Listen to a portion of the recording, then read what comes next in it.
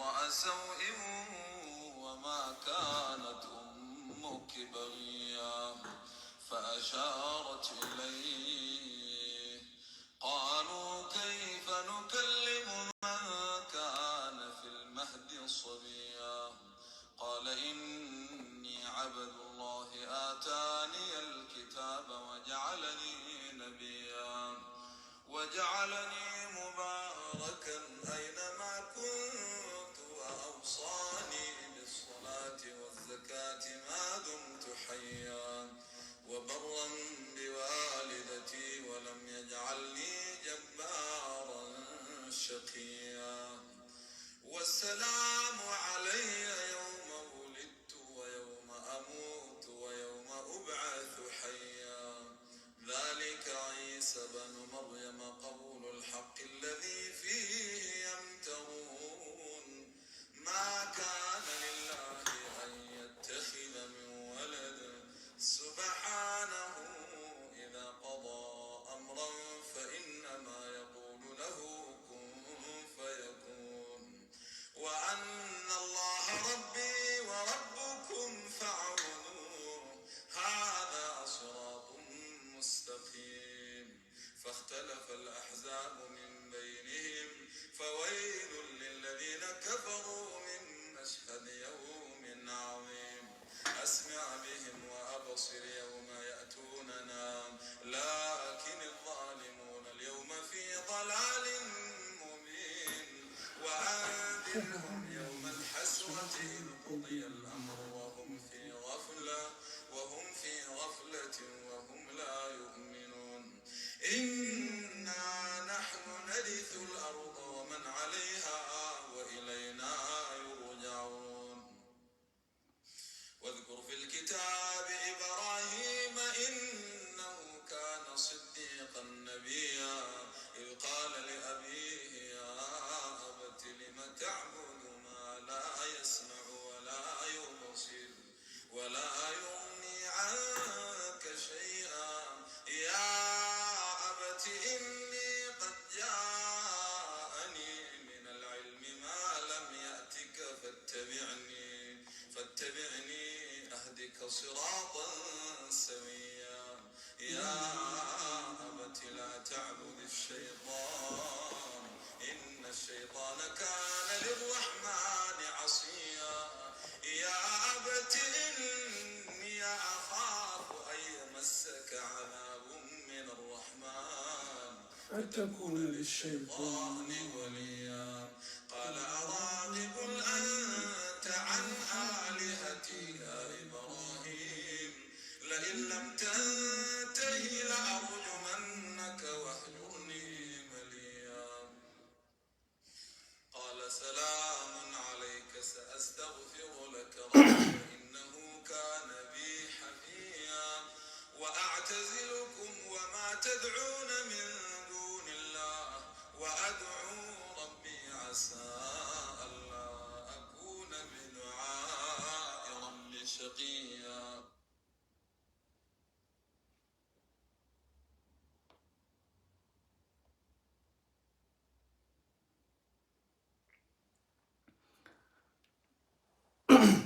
أعوذ بالله من الشيطان الرجيم بسم الله الرحمن الرحيم الحمد لله الودود الغفور الحمد لله الذي بنعمته تتم الصالحات الحمد لله وكفى والصلاة والسلام على رسول الله مصطفى محمد صلى الله عليه وسلم رب اشرح لي صدري. Ça c'est ici. رب اشرح لي صدري ويسر لي أمري واحلل عقدة من لساني يفقه قولي رب اشرح لي صدري على بارا من دمنا تنبولوني على انترفيو لبما على انكاكان كتا جوستيس للا على انيننا فكوني كما جمالا على انكاكان كجو ادمدو نيوكورو كما على مبارا دولا ميلي على تعالى كدينا لا سيلا ala nkakan ka maa dɔ wele ka na ile alaw taala ma ala ko dɔ ɲinina n fɛ responsabilité belebele dɔ kalifala na ko n y'a lase ala nin laseli dusukun dusukun min bɛ kumakan lase n'a bɛ don dusukun wɛrɛw la ala rabbi shrah li sadri n dusukun a kɛ dusukun ye dusukun min nɔrɔnin bɛ kumakan ɲumanw fɔli la a ye taa se dusukun wɛrɛw ma n dusukun labila lanɔgɔyali kɛ n dusukun ye n dusukun seniya wa yassir li amri ala mi dali ye tila ka lasɔnɔyali kɛ ne ye baara min ni kɛtɔ a kɛ la kɛwale minnu ɲinina n fɛ ko n y'a kɛ mi dali ye nin baaraw la nɔgɔya ne ye wahlul uqdatan min lisani yafqahu qawli ala mi dali kuma bɛ bɔ da le la nɛn de bɛ lamaga dabolo ni ɲɔgɔn cɛ ala mi dali ye ne nɛn labila ye ne nɛn diya kuma min fɔtɔ a fɔcogo ye ɲa nɛn ye sa la ka ɲa a ye kɛ kuma ɲumanba ye a bɔtɔ k'a lase maa minnu ma silamɛw i mako tɛ ka taa yɔrɔ gbɛrɛ kumakan bɛ se lasɔnɔyali i bolo cogo min jama la ala bɛ se k'i fɔtaw don cogo min na maaw ma i fɔtaw bɛ se kɛla nafa ye cogo di lamɛnnikɛlaw ma musa ye nin duwawu le kala alaw taala y'a ci min kɛ farawuna fɛ rabbi shrah li sadri rabbi shrah li sadri rabbi shrah li sadri wa yassir li amri wahlul uqdatan min lisani yafqahu qawli walama rabbi ishrah li sadri wa yassir li amri wa ahlul uqdatan min lisani yafqahu qawli. Et bien ça voilà ni fana chogola. Mais quand tu veux faire toujours la liaison rabbi ishrah li sadri, au lieu de dire ishrah li, tu peux aussi cacher les i, tu dis rabbi ishrah li sadri wa yassir li amri wahlul uqdatan min lisani yafqahu qawli. Que Allah nous facilite la bonne prononciation et la bonne pratique et la bonne manière et une bonne explication et une bonne compréhension. Souvent il be fait ka kuma do fo yi jila jaka a fo chogo fananya na kela te la nyini min ni ba nyini Allah Taala fe a chama na kela ni senya a fo chogo fananya na alhamdulillah ma jigi ka fo masa Allah Taala abe woleli kala ka woleli jabi madama ni senya na ka ta Allah Taala ma an faw ani ambaw. Nous avons un sujet aujourd'hui. Nous avons des histoires aujourd'hui. Nous avons des qissa aujourd'hui. Concernant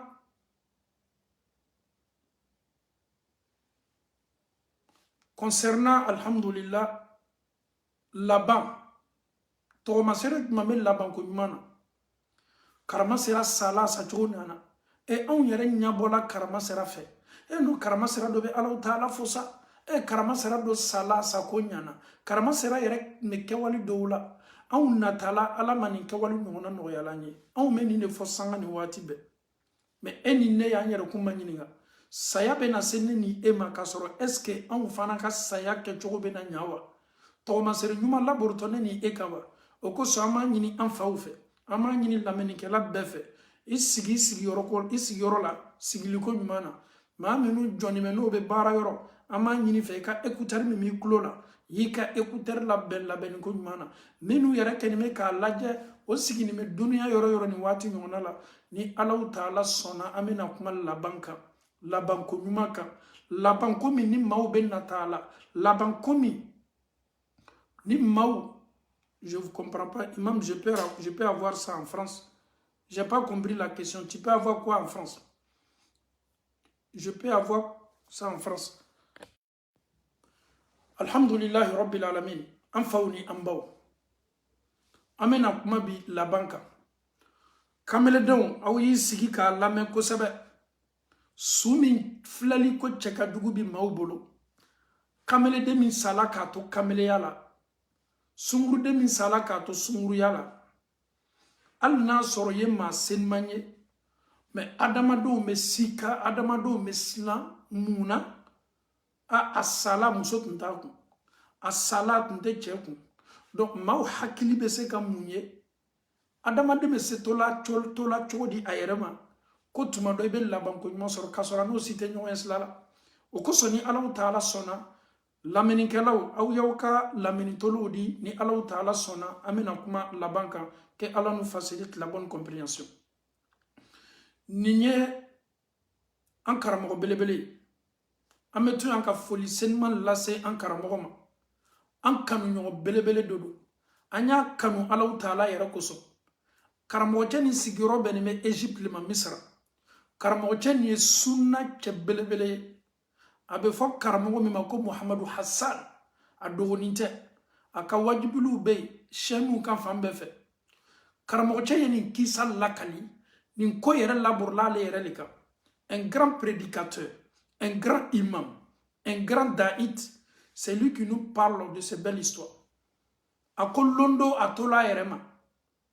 Muso dɔ y'a wele téléphone na. Muso dɔ y'a wele. Ni muso ka baara ye mun ye, ni saya kɛla, ni maaw sala. Ale le tun bɛ musow ko ka musow suma ko. Silamɛya la, muso le ka kan ka muso ko n'a tigi banna. Silamɛya la, ni cɛ dɔ banna, i cɛɲɔgɔn le kan k'i su ko. Sariya la, muso bɛ se ka cɛ su ko waati jumɛn? I yɛrɛ furucɛ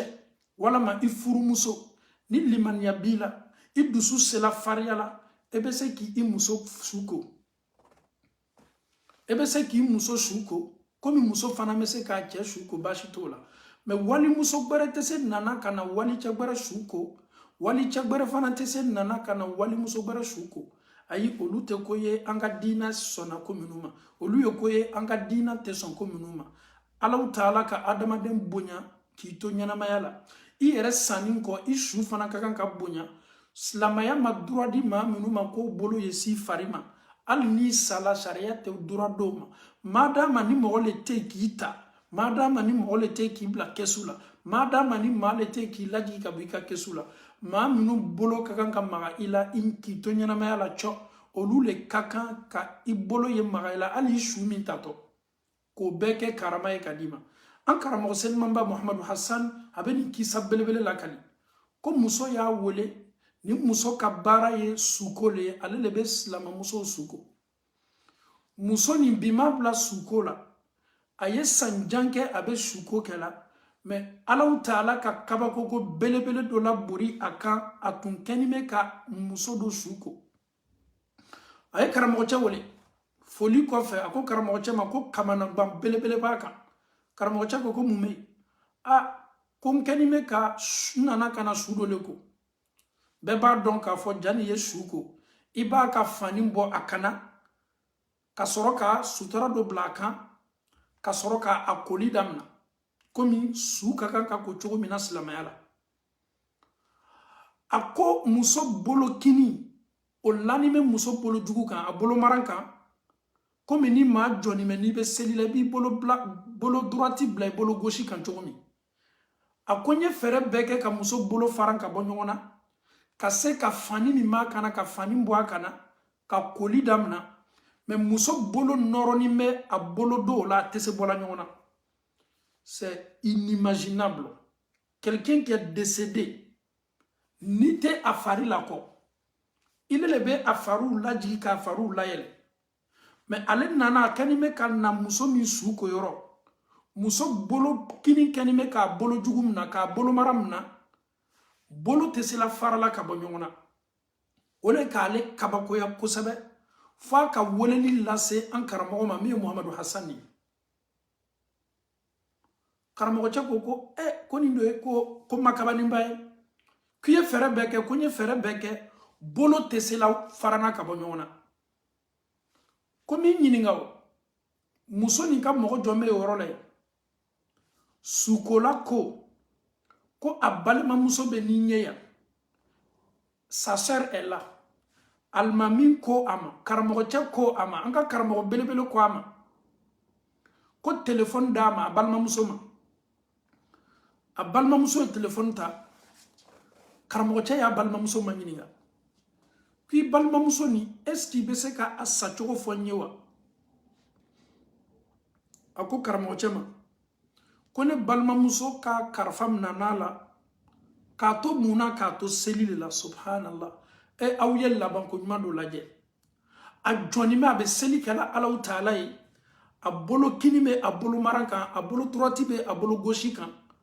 a bɛ seli la, nin seli fana na ani kasi le, a bɛ kan ka kasi k'a to a ka seli la. ala yene balma muso ka kalfam na la ka to selile la. Quelle bonne fin. Nul n'est parfait. Mais Allah Ta'ala teni la sono ya la beye. Adama denye sa. Kasori kenime ka jo Allah Ta'ala e ka bato ke Allah Ta'ala e. Karamogo chot lo domin ke lo la. Karamogo chot ko téléphone di sukolama. Muso balma muso ye téléphone na segi. Muso mime sukola. Karamogo chot kwa e. Kome mi nyini fe. Komi a bolo kinin te se worona ka bo a bolo jugula bolo marana ki yi jilaja ye sizo ta sizo ya ka fani fara ka bo ala mais kana bolo forcer ka bo nyona de yi jija ka fanu fara pour que ye se ka fani bo nyona afrika a bolo kun kana bo nyona ye fere beke ya bolo toni position ni ka ko li kofe ye a kasange fana ka bolo to nin cogo yala subhanallah bolo ma faran ka bo nyona bolo koleni me nyona jone kenime kan ni décision nyuma ta jone yeni ko larsono ya wallahi ole Allah Ta'ala c'est inimaginable. Je viens laver un cadavre et je trouve cette femme là qui est décédée, sa main droite est sur sa main gauche collée et j'ai tout fait. Je n'arrive pas à séparer les deux mains. Et l'imam dit à cette dame-là, laisse la femme comme ça, continue ton travail, yika barake. Slamao, la banco, ame koko maninka kenyana mayanina, ambela kafoni kakankan nata muna ode labani. Je suis en France. Quand est-ce que l'ange de la mort va se présenter devant moi? Je serai au boulot ou je serai chez moi à la maison. Est-ce que présentement, moi, je suis prêt pour affronter cet ange-là? Et si l'ange de la mort se présente à moi, est-ce que réellement, moi, là, j'aurai une bonne fin? C'est une question que je dois me poser. Je suis en Australie.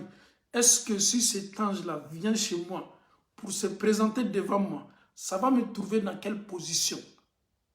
Je suis ici en Belgique. Lorsque cet ange-là va venir frapper à ma porte,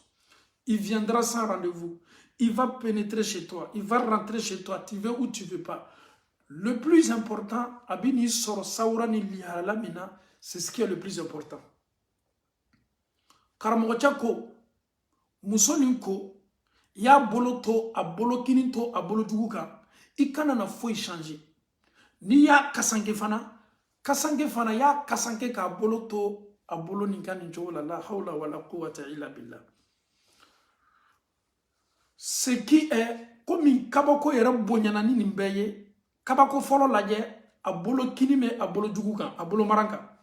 kabako flana do laborla ka kola muso min kenime ka suko akabara do abeni mbara la sanjan sanyirika abeni mbara la c'est son travail. À sa grande surprise akla min kela muso kasankela abe metrida min ta son kana muso kasankenayi metrida kele ni ne fana tala bolo tuguni kana kabe na muso kasankenayi ama fili ama nyina o metrida kele ne ba bolo muso kasankela bolo ka muso bolo kininto a bolo juguka muso kasankeni ko muso ka kasanke totola muso ka kasanke totola muso ni kabakoyala c'est du jamais vu. Ni nebe muso min kasange misali ya boloma ni metri sabado metri sabani membe ama wala ma ni metri durulo metri duru ni mebe atila moma mais metri min talaka ale kasange a kasange la aka kasange tobato la sukola kabako yala ni muso ka kola asegina tuguni ka ankara mo selma wole Muhammadu Hassan hayeni kuma la sama ko ako karamo ko kabako ko barekela tuguni ni muso ka kola nya kasange a kasangeni ko ya fo cogo mina nya keti a bolo kini me a bolo jugu kan a noroni mala a mabonyona kasange min kela ka muso kasange to batola. Est-ce que nkakan ka tigeni sizo ewa wala man kakan ka muke karamo chako kwa balma muso passe ma sukola ka telefoni passe muso mimbana o balma muso ma karamo cha ya balma muso ma nyinga Qu'est-ce qui se barulawa? I balma muso ka duwa utnye duwa sugudmay. kuma jumɛn tun fɔ ka da ye ni hakili b'a la a ko wallahi ne balimamuso sigi ne balimamuso lɔlɔ a ka bato kelen-kelenna bɛɛ kɔfɛ a ko ala mi dali sutara la ɲɛnamaya nin na ye n farikolo sutara ala mi dali hali ni ne sala na kasange ye labɔ fo k'a tɔ to subhanallah inna lillahi ibadan idha aradu arada inna lillahi ibadan Allah il a de ses serviteurs. Si ces serviteurs-là décident une chose, Allah subhanahu wa ta'ala met le tampon. C'est-à-dire, s'il demande des choses à Allah subhanahu wa ta'ala, c'est tic au tac, Allah subhanahu wa ta'ala exauce. Allah ka John Dobey, inna lillahi ibadan. John Dobey, Allah bolo ni ndugukolo koka, idha aradu, no ka komi lanyini arada, Allah faname soma. Karamocha tolo kanime,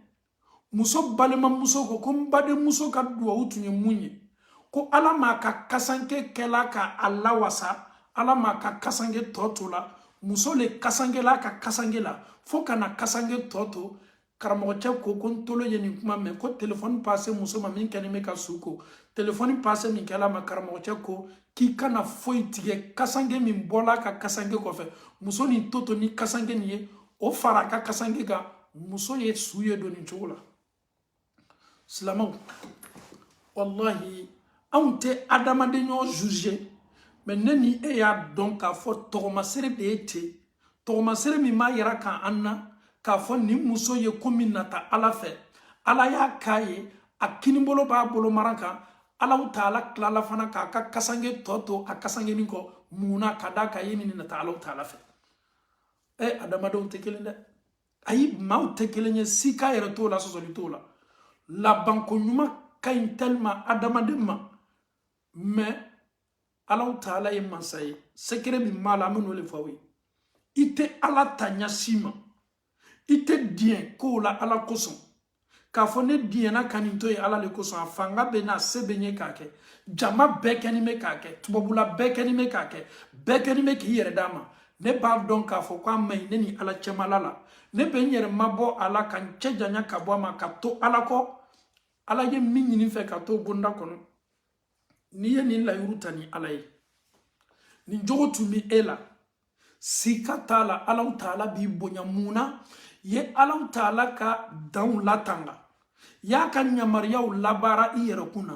fɛn fɛn bɛ ni adamaden m'a kɛ wallahi sika foyi t'a la muso nin lajɛ ne ni e yɛrɛ nata la an ye kɛ muso nin place la a sala k'a to seli la a don na a bɛ kan ka kasi a sala ka sɔrɔ a bolo kini mɛ a bolo jugu kan a sala a su lani mɛ a bolo ma se farana ka bɔ ɲɔgɔn na nin ye kayiraba ye ka muso ma kira ko sɔla sallam ko n'i sala k'i to action min na kira ko tɛ dɛ hadisa la sɔla sallam mɔgɔ n'i sala k'i to action min na ko kiyamalo i bɛ wuli n'o action ye i bɛ bɔ don min ka kaburu kɔnɔ imaginons ni muso belebele bɛ wuli don min a ka kaburu kɔnɔ a kinibolo be a bolo maraka subhanallah tɔgɔmaseri ɲuman dɔ lajɛ muso be kan ka kiyama kɛnɛ magwɛn a be kan ka kiti kɛnɛ magwɛn a bolo kini me a bolo maraka a salani ni action de ye kiyama fana n'a be wuli a wulitɔ ni action de ye imaginons il y a combien de jeunes o sala ka sɔrɔ alcool b'o da kameleden joli be yen bi olu sala ka sɔrɔ cigarette le b'o da maa joli be yen bi olu sala k'o to ala kota baara la jɛnɛba yɛrɛ ma k'o bolo nunu sugu dɔw lajɛ kiyamalo nunu bɛ wuli ran juman cɛ ma an bɛ alaw taala dali labanko ɲuman k'a di ne ni aw ma ala m'o kɛ la an faw ni an baw wallahi karamɔgɔ nin don na a ye nin kisa filanan fɔ an ko wallahi nin ye taasili kisa ye kisa filanan lamɛn ni latangali lamɛnni ye a lamɛn ni alaɲɛsiranya lamɛnni ye nin ye kamerenden dɔ ye ne ni e kameledenw duniya kamelenden bɛɛ y'i tolomalo nin na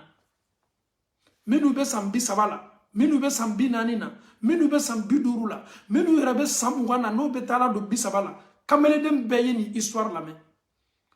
nin funakɛni ni nin kamele bangebaa kan ka ladon cogo min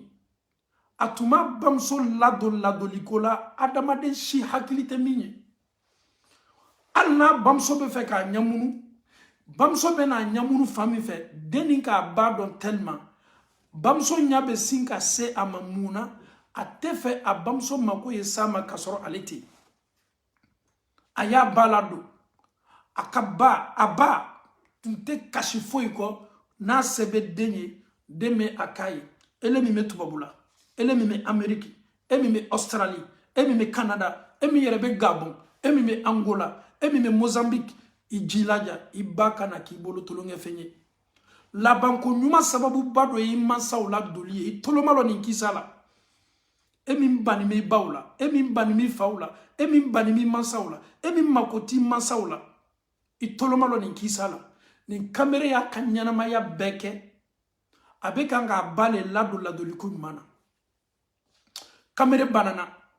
il était gravement malade bana fanga warala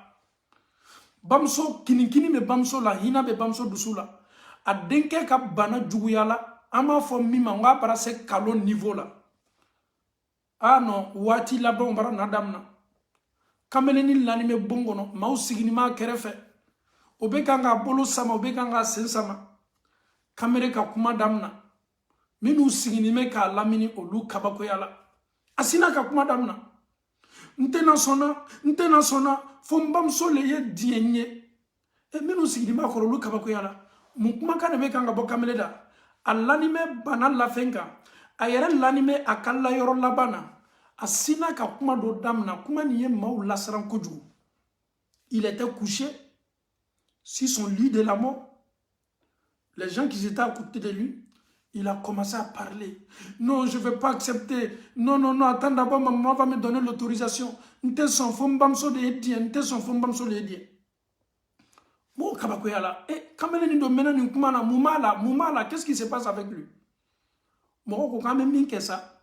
Anta fonga bamso yedo, kadaka bamso toroba dade, quoi te sonya shima, fa bamso le son, fa bamso le edien. Bon, kabakoyala. Mais Moro connaît l'année, Nyambala action minani. Il n'est pas seul. Il est en contact avec qui on ne sait pas. Il parle avec qui on ne sait pas. Ani majo ne be kanga kwa ni wati nyona la. Ani jo ne be conversation ni wati nyona la. Akokwa te son fa bamso le die. Ma minu sigini tuma kerefe. Olu do bola ka bamso wole kaina. A bamso kunte fe ka nyala denka muna denka dai den kini mala. Aden l'anime situation minani na nyana na la adenka ale te foi la fo kashi ate foi la fo kashi okoko alala idenke ni meki ko fo de na ijoye do aka ijo ye hina mimi dusukuna yi yere forcer iden ko ni mekangi ko fo musokoroba nana jo aden kuna den banabato bakuna deme kanga fo nte son fo mbamso le die abamso toloko me abamso kamanyine akonde ko mumila nde kanime ka kuma ni jonye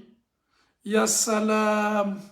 denya bamso kuma kama bana batol lani awa akawati laban akone neba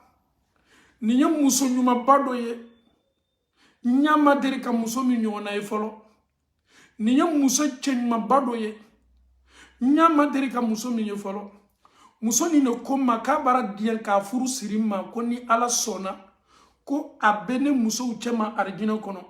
ko muso la ye arjina kono ko bara dien ka furu sirima ngonte son fombam so de dien ngonte son fombam so le dien muso koroba tolo ka kuma ni memi ke ka bwa den la yorola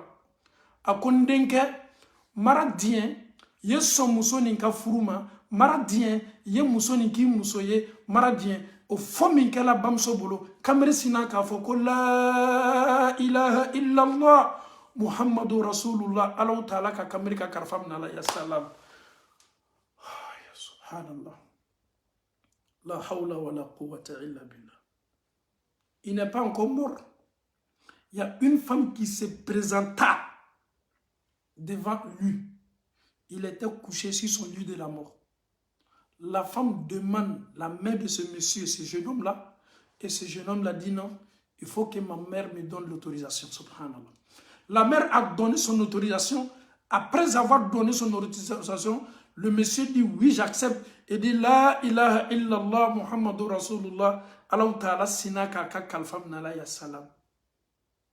Et enfoni ambo. Ah, Allah ta'ala ka jondo be. Wallahi, Allah ta'ala bo bunya sayawati.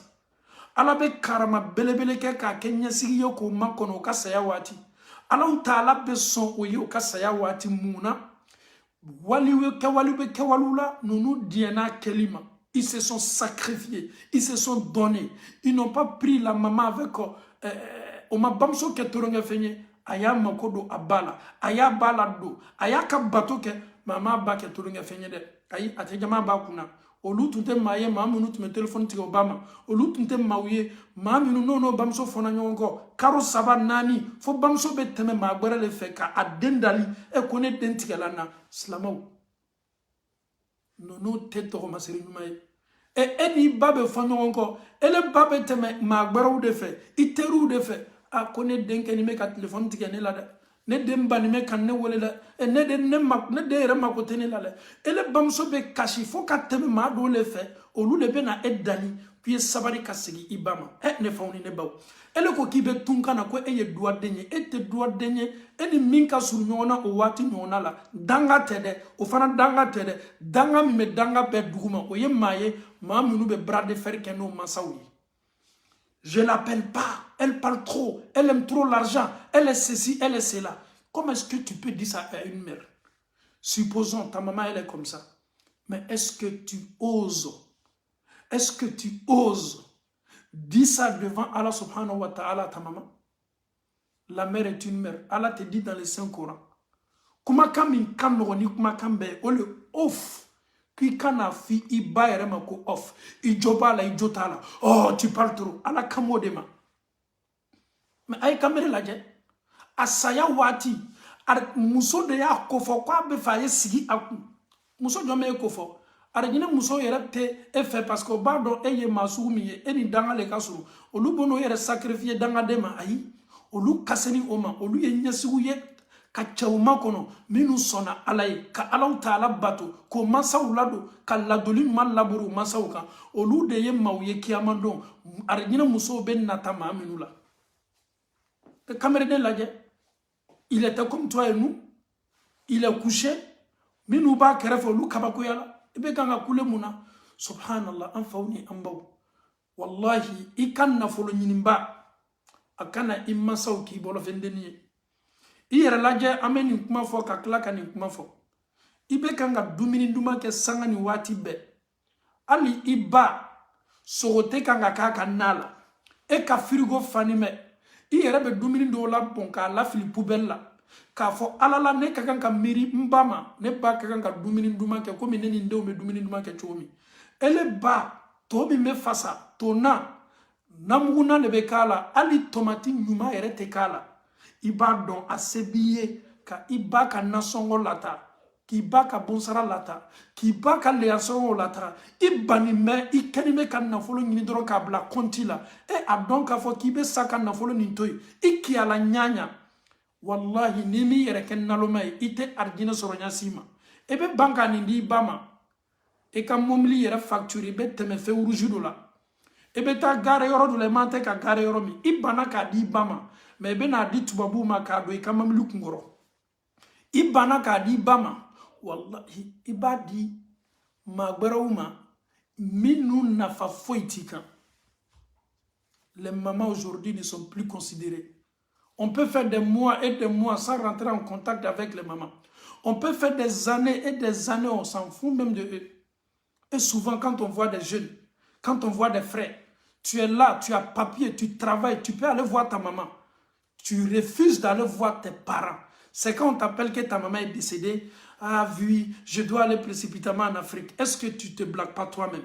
Est-ce que tu connais l'importance d'une mère en islam? Ta maman est là, elle veut te voir. C'est vrai, on parle, on se voit sur les réseaux sociaux. C'est pas ça. Ta maman a besoin de ta présence. Ta maman veut te serrer contre elle. Ta maman veut sentir. Il va faire qu'il soumata à den l'obala. Il wara la nyanya et qu'elle a massé nyanya. Il va jette toujours qui est donné. Wallahi dobe. Au bas tinto là, o fa tinto la ka fu lo nye signere sacrifier ka biesa ka ta bombama mena perla na chabeta ana muso beta Dubai o beta ka to ka weekend ke Dubai chieni sugube 6 000 euros 5 000 euros 2 000 euros o beche mena fola kwa yeta katabo abama musokoroba be village la wallahi musokoroba ere le be bokata logola kata ka nafu fereka ere balo ale fana me ya mendia ni diala ale ere fana kwa ere makaye duwa udenyi naka karosa bake naka nimfitini misoro abo lata anyina ka kubale ko ye eske neni ebese ka amba usara wallahi iteke duwa denyenya shima iteke alaw taala diane donyenya sima alaw taala ye kangarda ye kwale alaw taala ye an nyamaria kale alaw taala batu ka klafana ka nyumaya nyasi amma sawma masaw toroni mede do masaw tese ka dumini balia ere sababula konona bana obola ta maman même a besoin de médicaments c'est même pas ton problème. Appelle ta maman, demande ta maman, n'abe di yemu domumbi. Domini sugut ma lobi la. Wati do la iba wali yeni mbaru nyongona kenai. Abar don al ni sete ndenye, ne den joro ni menka domini kola. Al ni sete ne denye, wallahi atese snola, aka kobe auni. Nde yere ta sangura le tubabula. Ama sebe sorofola te parala, me wati pe abe kanga mwele kandu susma. Abe fo ma kodwa ude. Ama koba bala. Ni kamana gbani kono na fili ka alem na mama foilo mba ite sabari yedwa ukenye meni kono na fili bala ni wati nyona la mi dali yedwa ukenye mma ko be mbale ka duwa ula abe fon mule mako duwa don abe fon mule mako duwa udon tia minu ni manadoro wallahi adobe boli mamilu kono tubabulaya momili ni essence wala ma carburant mi me ka kono a carburant trompe semaine kelen carburant wallahi abese ka bamso balo karokele abese ka bamso balo karokele abe carbila min ka momili kono pour une semaine ça peut nourrir ta maman durant un mois mais yakilite ni chier le téléphone que nous avons aujourd'hui là tu es connecté tu as la connexion mobile apparemment tu sais ça fait combien mais connexion mobile que tu as là wallahi la somme que tu mets dans connexion mobile tu es toujours connecté, cette somme-là, ça peut nourrir ta maman. Et cette somme-là, ça peut soigner aussi ta maman. Et pourquoi pas te programmer? Le fait que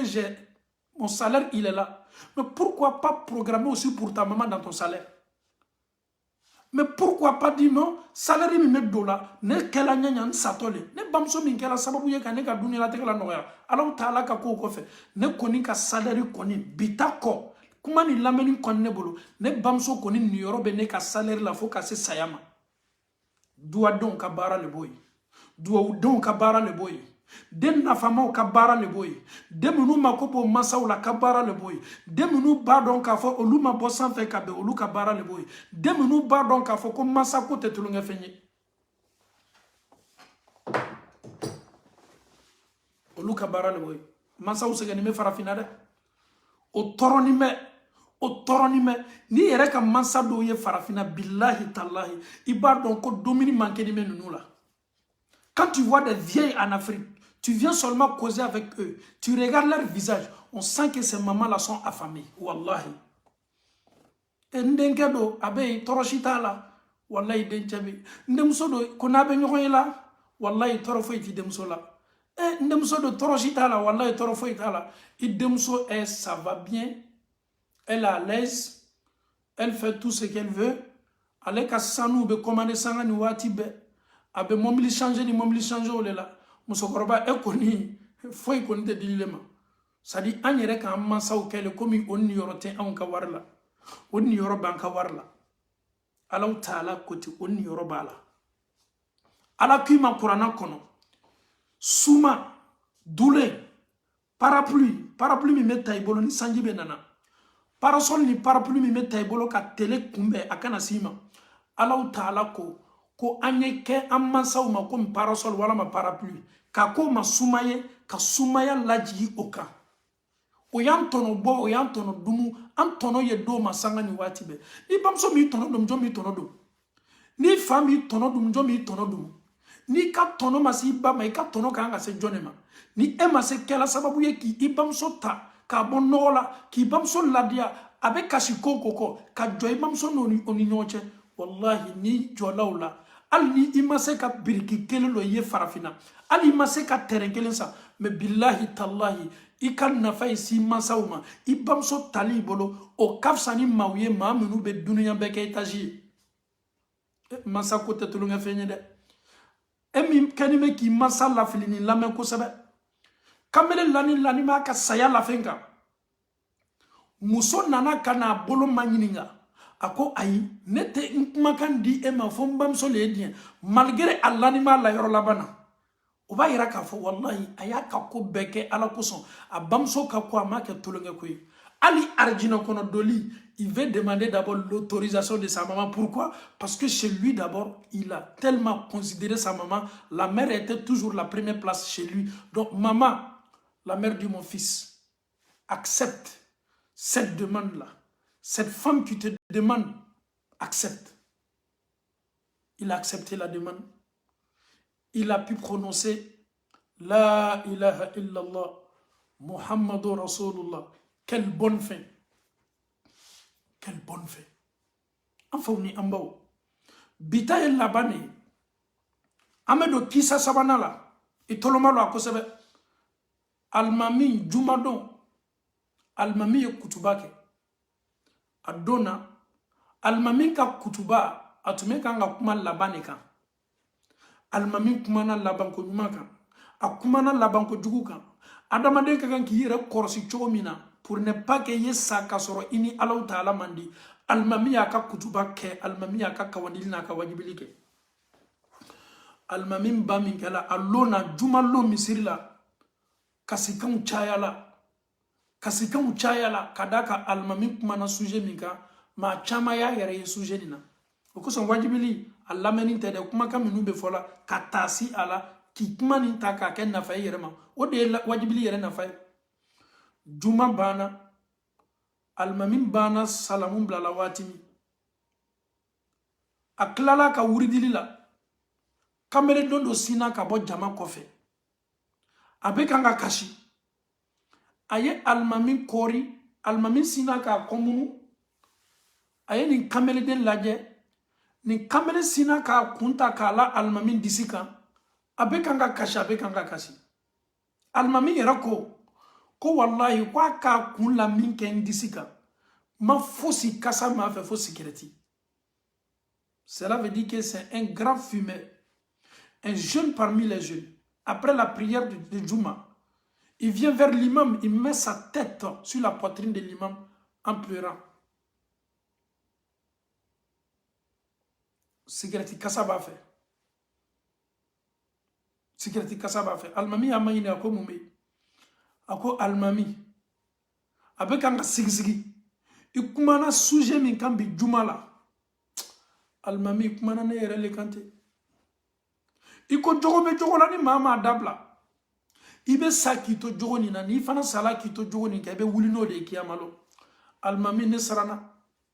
almami est-ce que ala yere be ya fanne ma wakabenga dulumu ni ka ko juma almami est-ce que ne yere be na laban ko nyuma sorwa na tani me mina binyi ka wajibli mi lame almami kwama akela sungaro lela ko yala eski be sunaba akwa almami kwali sunyerente sundola almami kwama memi fiye sundo damna sini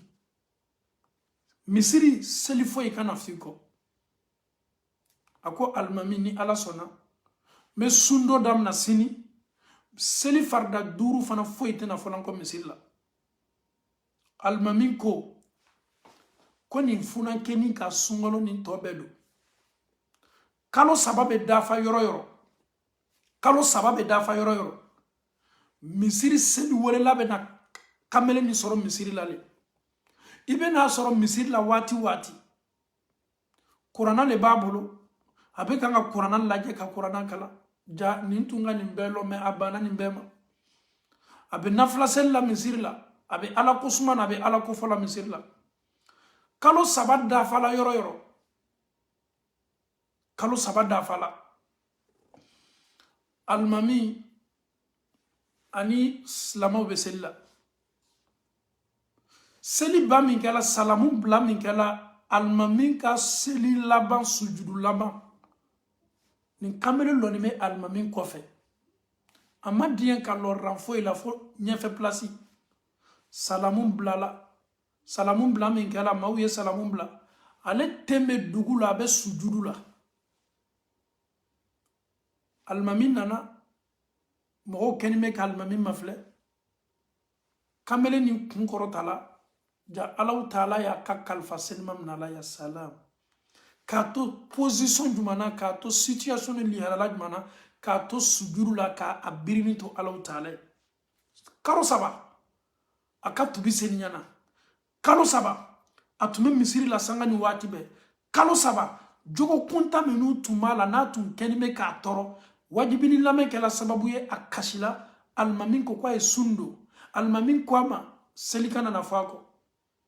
nin kamele le bɛ sujudu la ni alimami y'a ye nin kamele le bɛ sujudu la ni alimami ɲama la alimami yɛrɛ y'a yɛrɛ ma ɲininka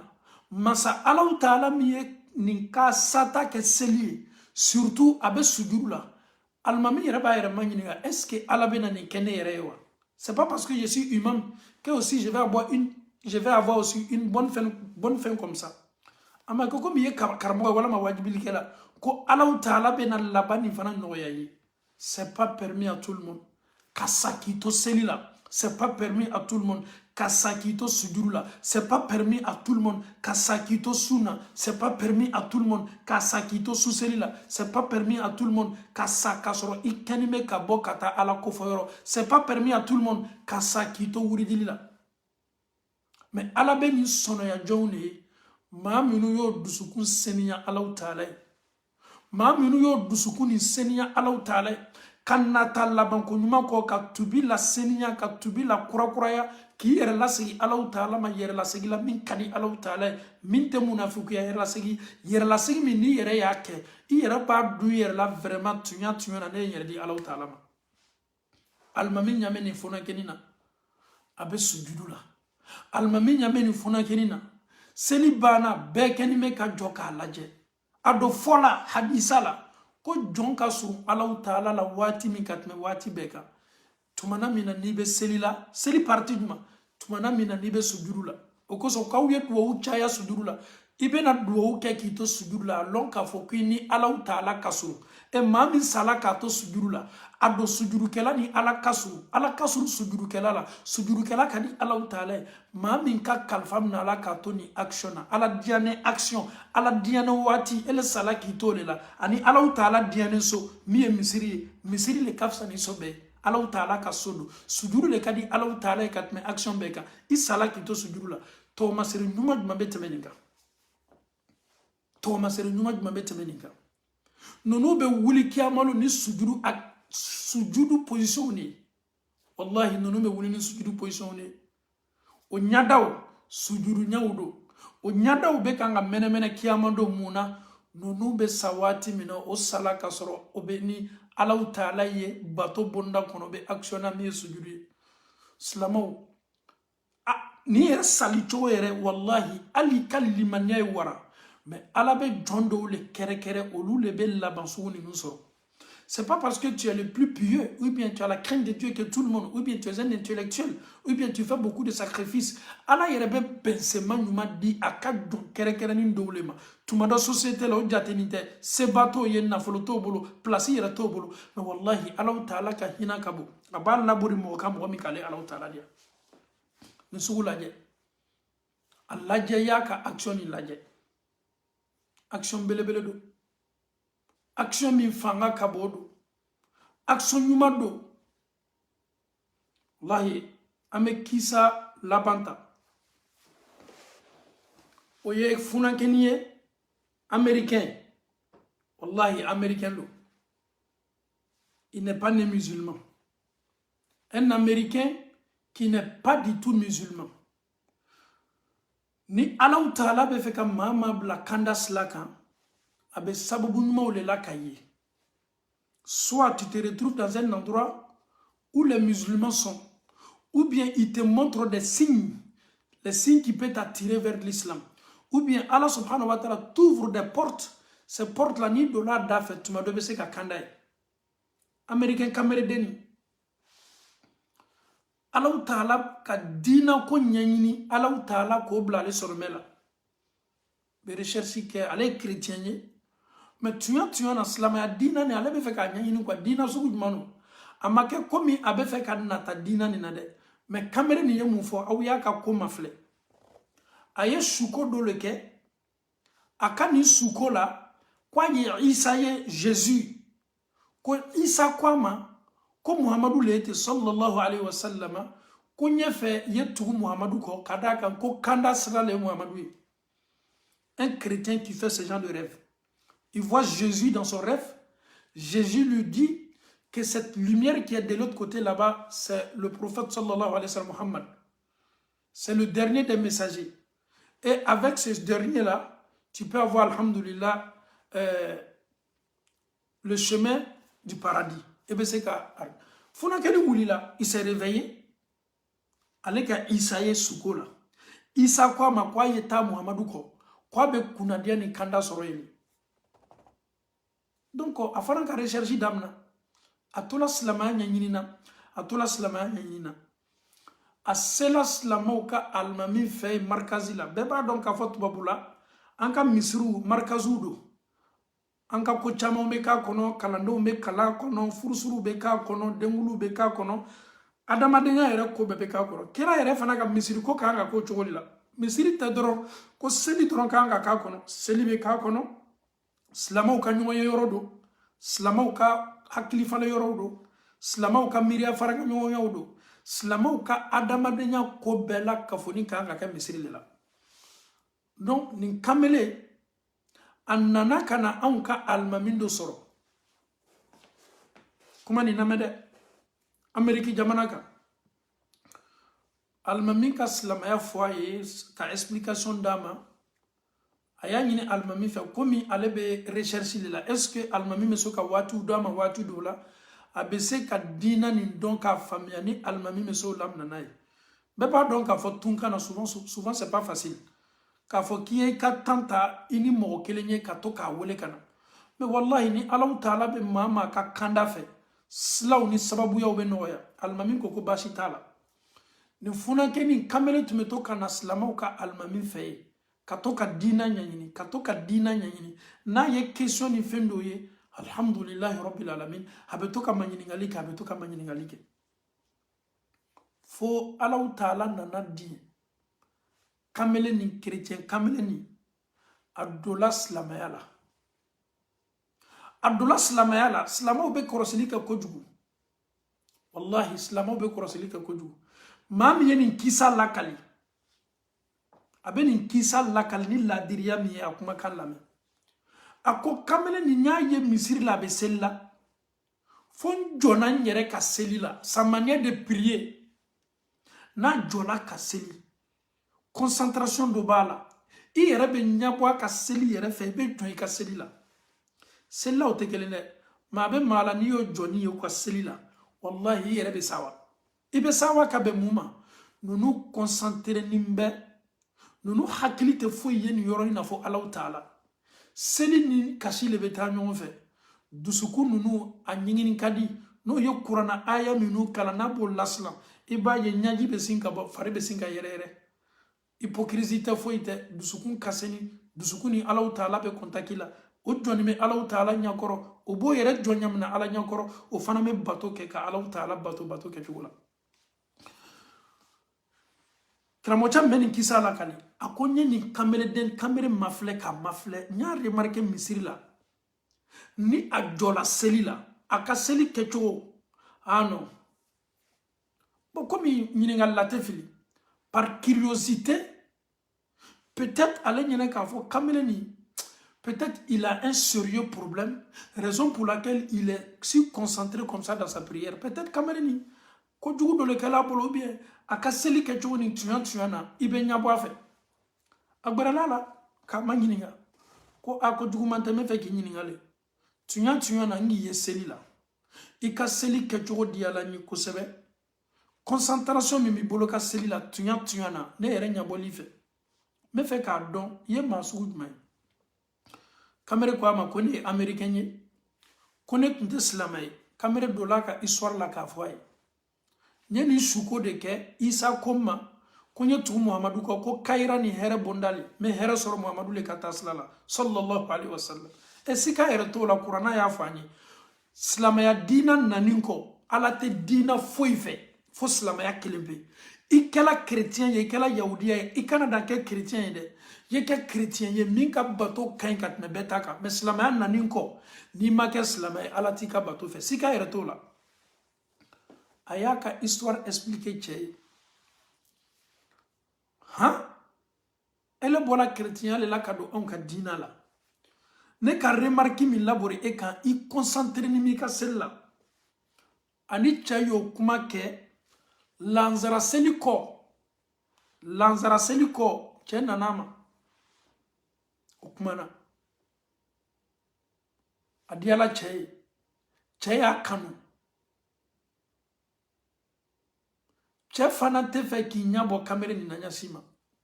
safo seli wallahi safo seli sagafo lo fɔlɔ alimamin birina silamɛw birina ka sujudu be Kamere ni ma bɔ a ka sagafo lo fɔlɔ sujudu la a birini bɛ toujours a ka sagafo lo fɔlɔ la sagafo lo fɔlɔ sujudu silamɛ tɛ américain d'origine min dola anw ka diina la ka cɛsiri kɛ nin diina la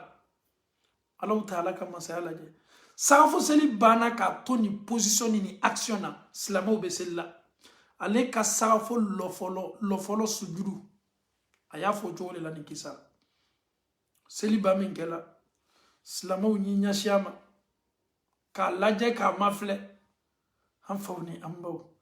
ani senima yɛrɛ la Allahu taala bara mɛlɛkaw y'a ni ta kasange senima na k'a lata ni min n'a bɛ yɛlɛ sankolo fɔlɔ mɛlɛkaw ni filanan ni sabanan ni naani na u bɛ ɲininkali kɛ nin ye mun ni senima ye nin sala ala ka so kɔnɔ nin sala k'a to sujudu la nin sala ka sɔrɔ ni Allahu taala bɛ ɲɔgɔn fɛ subhanallah la nuzakki ahadan ala Allah anw tɛ maa foyi seniya mais anw bɛ seereya labori adamaden laban cogo de kan sujudu ye ko ba ye dɛ wallahi ala ma ne ni e fana ka kalifa n'a bɛ mina an na don min o ye kɛ ka sɔrɔ ala diɲɛni bɛ an ka baaraw ma o ye kɛ ka sɔrɔ an bɛ bato kɛla walama an bɛ bato baara bɔ bonda kɔnɔ an bɛ cɛsiri dɔ la walama o kɛni bɛ k'an to dawa la walama o bɛ kɛ ka sɔrɔ an bɛ dawa lamɛn na walama o bɛ kɛ ka sɔrɔ an bɛ sun na walama a ye kɛ k'an to nafila seli la walama o ye kɛ k'an to misiri baara dɔ la nin Kamere ka kalifa minala nin cogo de la an tun bɛna nin kɛ kisa laban ye mais wallahi an bɛ taa ni an balimamuso dɔ ka kisa ye nin kɛla hiji kɛnɛ kan silamɛw labanko ɲuman ala ma di labɛn ma arafa lon nin muso sunkuru le si yɛrɛ ma janfaba kɛ a tun bɛ gurupu dɔ cɛ ma silamɛ gurupu cɛ ma arafa don maaw bɛna ka na duwawu kɛ arafa don ka na duwawu kɛ muso nin ka duwawu damina arafa kɛnɛ kan ka Allahu taala wele ka ala wele a sigiɲɔgɔnmuso min tun b'a kɛrɛfɛ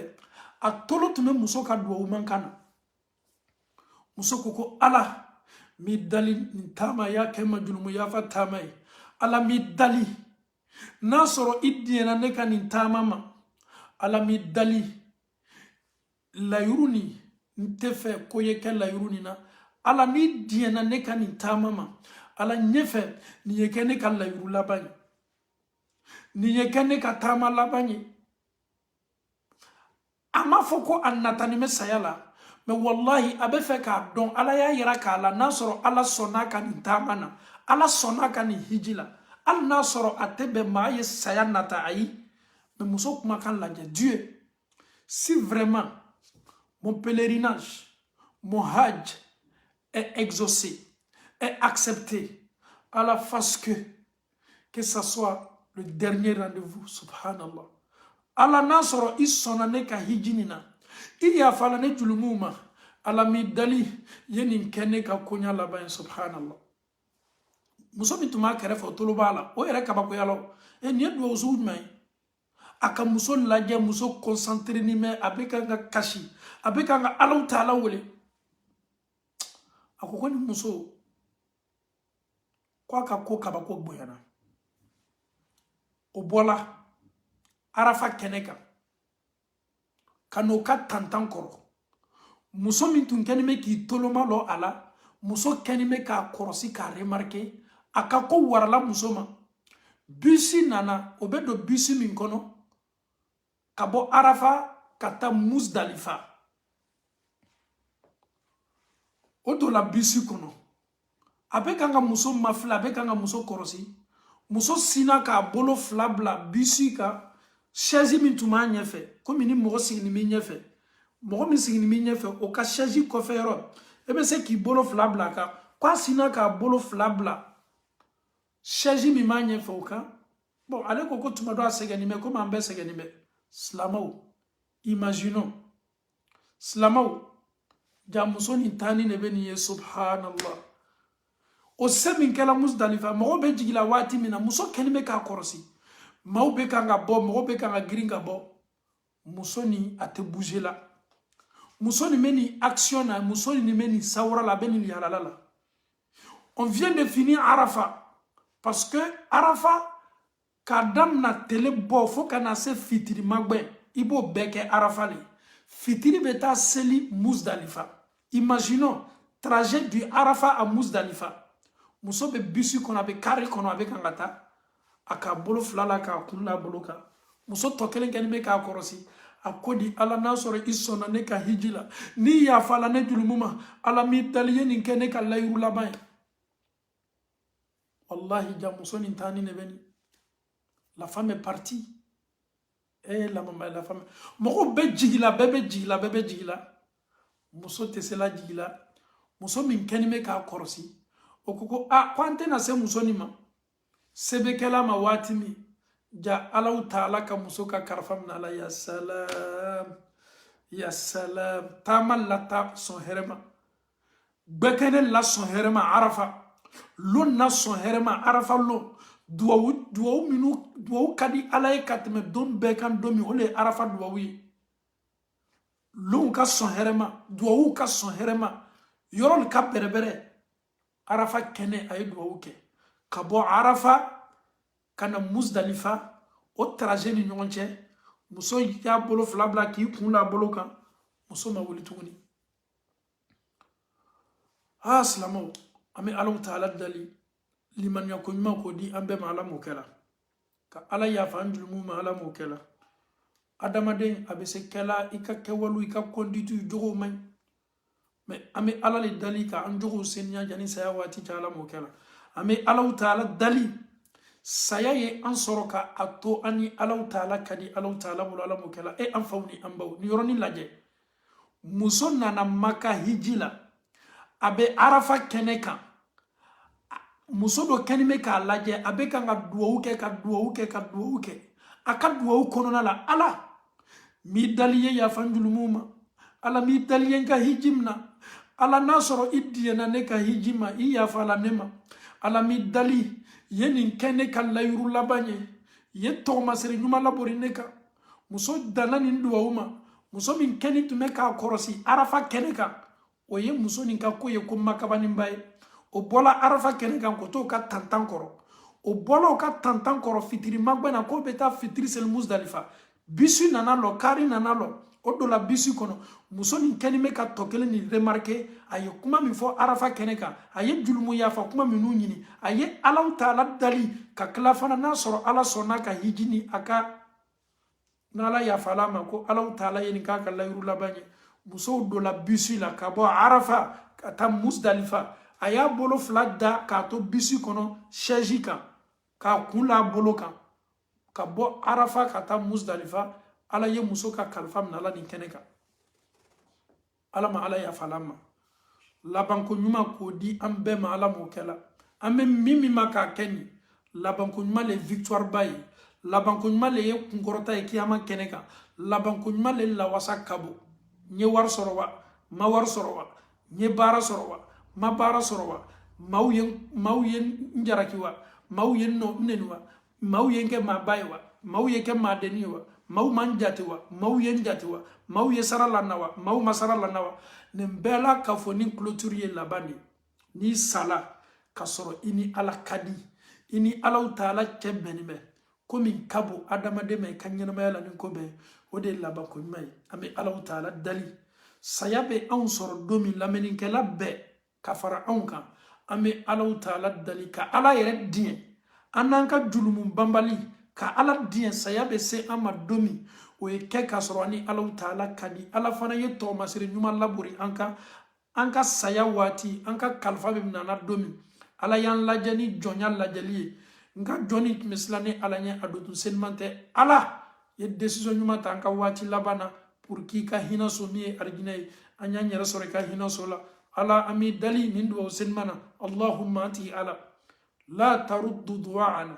ikana iba anka duwula ikana anka duwu kosigi bi kathrati zunubina kabe anjulumu ka chayalima. Dieu ne rejette pas nos invocations parce que nous sommes sales.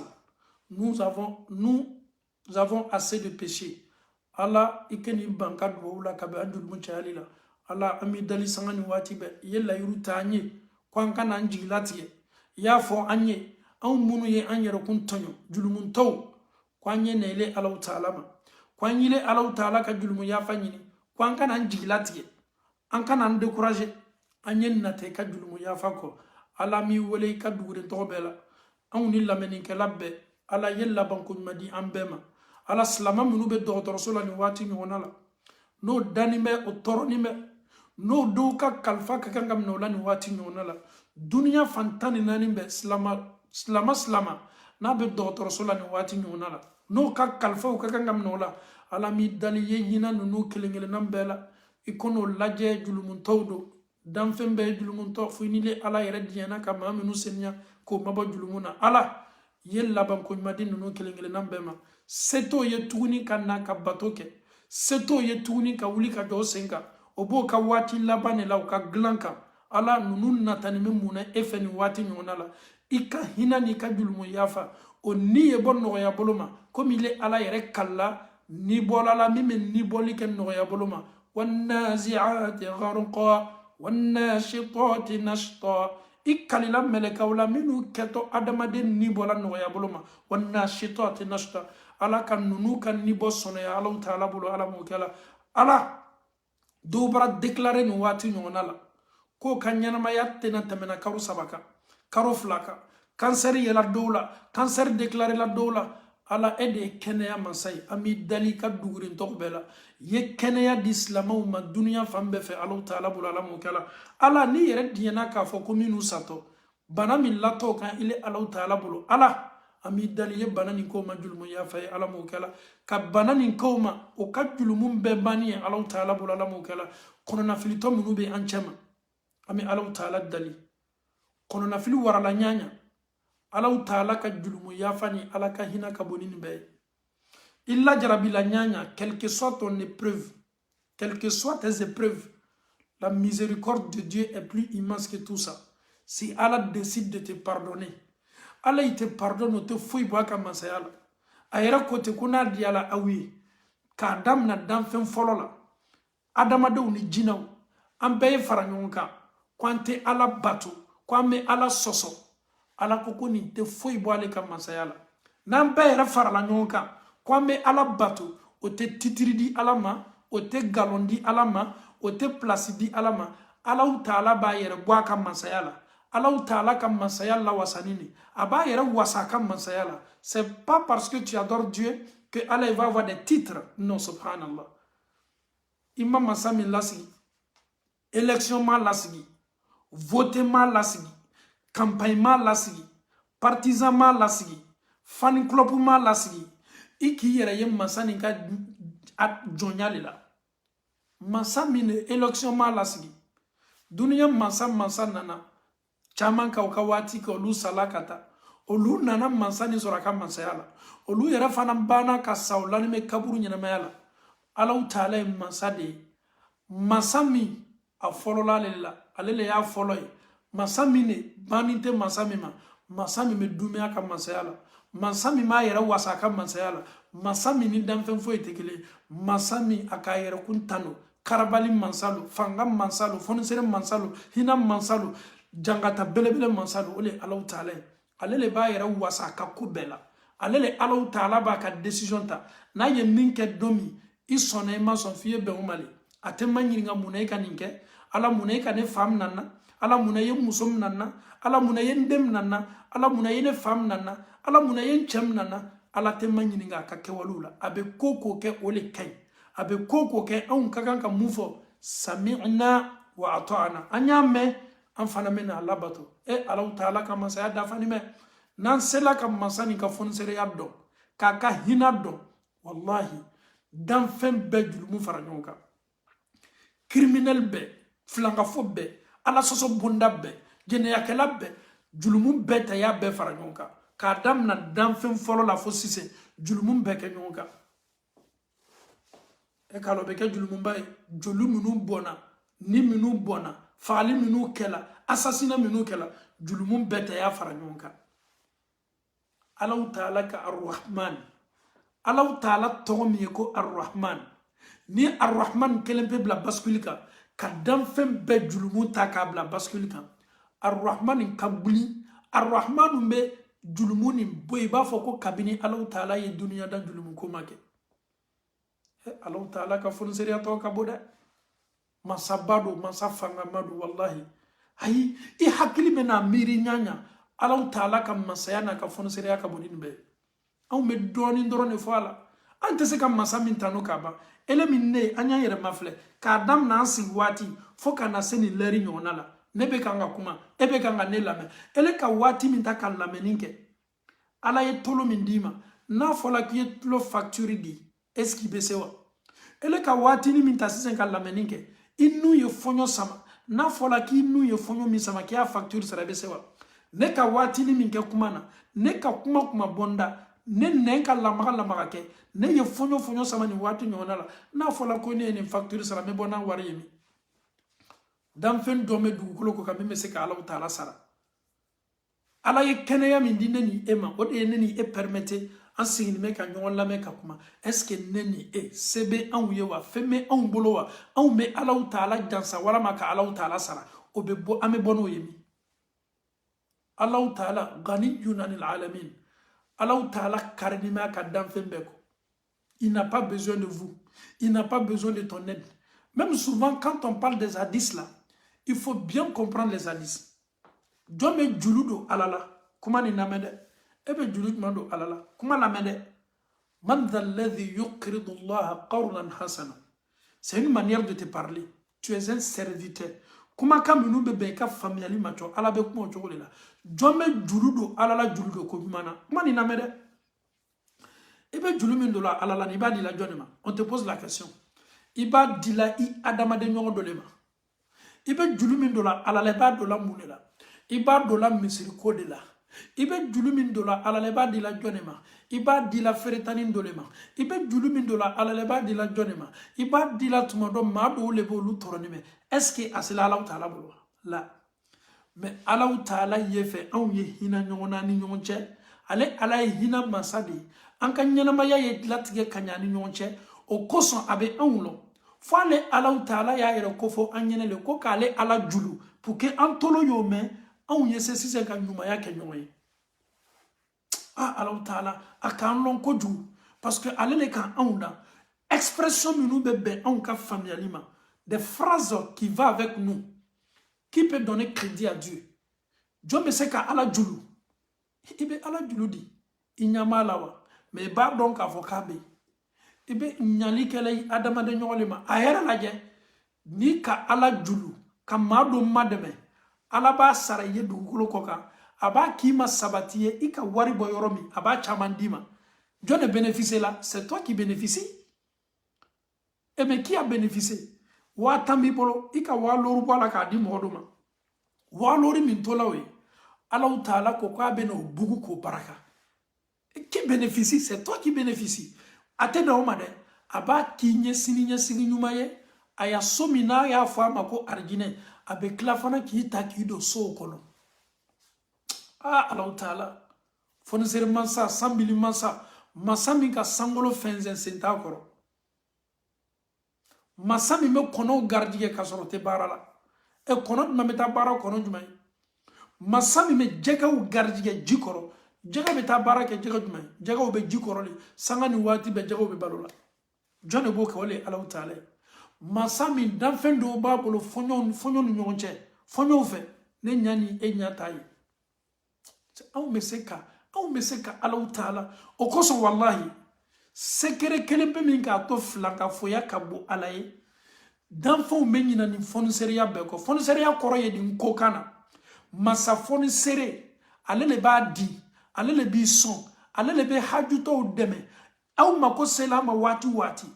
c'est comme adamaden min n'a fɔlen ma ko fɔnisɛre i bolo labila nin bɛ i ka dɛmɛ fanga ka bon i bɛ mɔgɔw ma dɛmɛ Alahu Taala le ye fɔnisɛre masa ye min ka filankafoya bonya Ala ye kumakan nin bɛɛ kɔfɛ ale le bɛ jikɔrɔfɛnw garijigɛ ale le bɛ kɔnɔw garijigɛ ale Alahu Taala le bɛ dantan ninnu bɛɛ la ka foni garijigɛ ale Ala le bɛ ji lajigi ka bɔ sana ka a lajigi dugukolo kɔ kan ka dugukolo ɲɛnamaya an ka sɛnɛfɛnw an ka falenifɛnw an ka kabaw ni malow ni ɲɔw ni binbiriw ninnu bɛɛ la ka foni bɛ falen ka bɔ falen ko ɲuman na anw b'o le ta k'a kɛ malo ye k'a dun anw b'o le ta kaba k'a dun k'a kɛ to ye anw b'o le ta k'o kɛ bɔmayisi ye k'a dun anw b'o le kɛ gâteau ni fɛnw ye k'a dun ji le bɔla san na ka dugukolo ɲɛnamaya falenifɛnw falenna jɔn de ye ji lajigi san na o le ye Alahu Taala ye silamɛw anw bɛ masa Alahu Taala ka karamaba nin to yen k'a ka fonisɛriyaba nin to yen ka taa ne ni e bɛ taa an biri an adamaden ɲɔgɔn dɔ kɔrɔ ko nani ma kungoyaba dɔ bɛ n kan dɛ ne fɛ ye ni nin baara kɛ n ye subhanallah est-ce que i t'a dɔn k'a fɔ k'i ye Alahu Taala kɛ masa majigini ye est-ce que i t'a dɔn Ala yɛrɛ ka danfɛn min dan komi ile yɛrɛ danna k'a daminɛ a bamuso kɔnɔ a tun ye ji ye ka bɔ jiya la k'a kɛ jolikuru ye k'a bɔ jolikuruya la k'a kɛ sogokuru ye ka ban ka labɔli sɔnɔya ye duniya kɔnɔ yan ka sɛni bolo bɔ a la ka ɲa ni nu ni da d'a ma ile bɛ t'i biri i adamaden ɲɔgɔn kɔrɔ maa min ma se k'a yɛrɛ dan maa min ma se k'a yɛrɛ sɔrɔ a sɔrɔ cogo Ala y'a f'i ye a fa n'a ba ji bɔla fari fan minnu fɛ Ala y'o bɛɛ f'i ye ele ka Alahu Taala ka fonisɛriyaba nin bɛɛ to yen den bɛ bamuso kɔnɔ Ala kɛni bɛ ka den latanga Alahu Taala ko falyanzuru l-insanu mimma khuliq ko adamaden y'a mafilɛ Ala k'a dan cogo min Ala yɛrɛ k'i ma kɔrɔna sura gbɛrɛ kɔnɔ suratul mursalatu kɔnɔ ko alam nakhluqkum min ma'in mahin ne Ala le mɛ aw dan wa ka bɔ ji la ji min fanga t'a la ji langafoni no ji min n'i y'a ta k'a bila soso kan soso bɛ taa n'a ye n'i y'a bila limɔgɔ kan limɔgɔ bɛ taa n'a ye faja'alnahu fi qararin makin ila qadarin ma'lum faqadarna fa ni'mal qadirun Alahu Taala k'i ma alam nakhluqkum min ma'in mahin faja'alnahu nin ji i bɛ dan ka bɔ a la waati min na i yɛrɛ tun tɛ yen ji nin bɛ falen cogo min na Ala bolo i tɛ bɔ a kalama Alahu Taala bɛ ji nin ko f'i ye kuranɛ kɔnɔ ko ji min bɛ bɔ fa ni ba la cɔ i fa ni ba cɛ ni muso ale Ala le bɛ ji nin fara ɲɔgɔn kan a bɛ ji nin bila faja'alnahu fi qararin makin